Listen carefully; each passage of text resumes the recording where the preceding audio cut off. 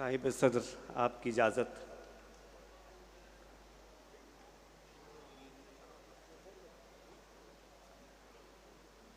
जो हकीकत है उसे तो भूल जाना चाहिए।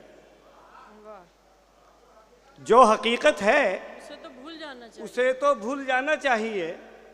नस्ल ताज़ा के लिए कोई फसाना चाहिए। वाह। नस्ल ताज़ा के लिए कोई फसाना चाहिए। हो सके जो याद वो कौमी तराना चाहिए।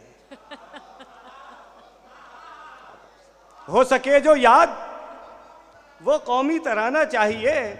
हुक्मरानी के लिए अच्छा घराना चाहिए। हो सके जो याद वो कौमी तराना चाहिए। हुक्मरानी के लिए अच्छा घराना चाहिए। गाहे गाहे मार्शल्लाह से डराना चाहिए। इस तरह से जश्न आज़ादी मनाना चाहिए।